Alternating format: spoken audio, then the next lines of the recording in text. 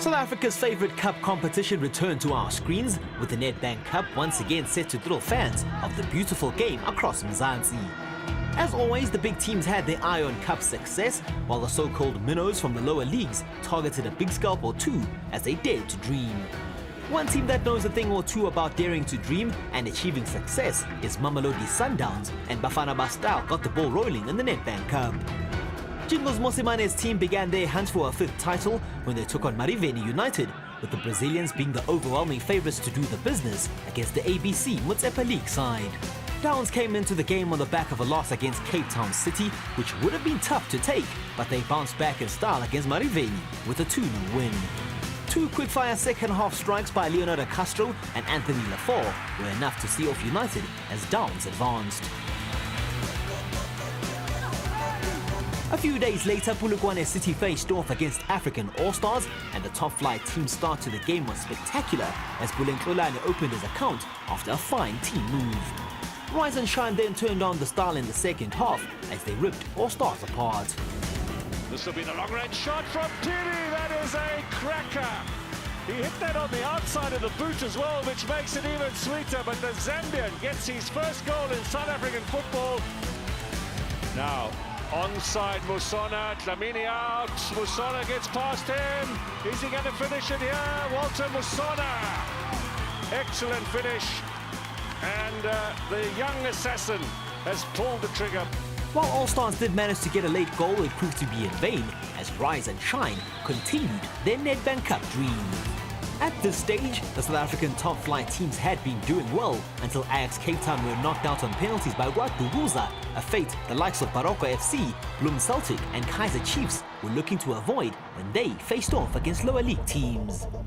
All three sides avoided an embarrassing loss when they put on strong displays, with Baroka emerging as 2-0 winners against FC Cape Town, while Bloem Celtic scored one of the fastest goals in the tournament's history during a 2-0 win against Muyamsutu FC.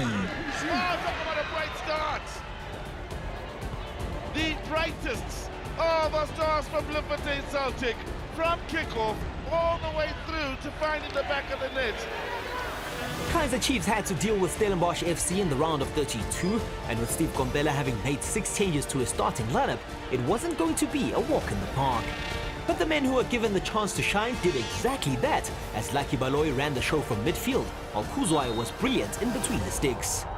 The biggest praise, however, was reserved for striker Gustavo Pais, who showed his class with a stunning assist and a well-taken goal as Chiefs won the contest 3-0. The attention then moved from Cape Town to Mdantsane, where Orlando Pirates were looking to snap a 12-match winless run as they took on the ECBs. The fans Ekasi really came out in their numbers to support the two sides, and Dove Wome gave them something to cheer about with an early goal.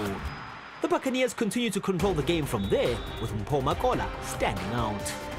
Makola goes for goal and scores a magnificent one.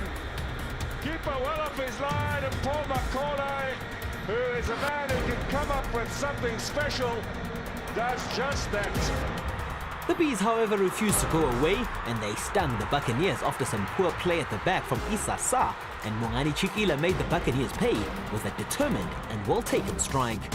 But that goal didn't hurt Pirates as they walked away with a comfortable 3-1 win after Thamsanqa Gamuza scored the final goal. The Buccaneers back on the winning path. Bidvest Wits, Platinum Stars, Chippa United and Supersport were the last 4 teams to seal their passage to the last 16, with all 4 sides having produced solid displays.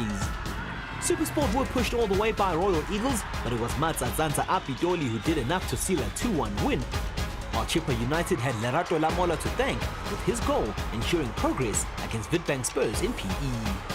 While some have tried and failed so far in the Nedbank Cup, there are still those who continue to defy the odds in what has been a thrilling start to the tournament. Akon Bush and Guaduguza United once again proved that football isn't played on paper as they beat Cape Town City and Ajax Cape Town. The Nedbank Cup continues to be filled with surprises, and it's only going to get better with just 16 teams left in the tournament.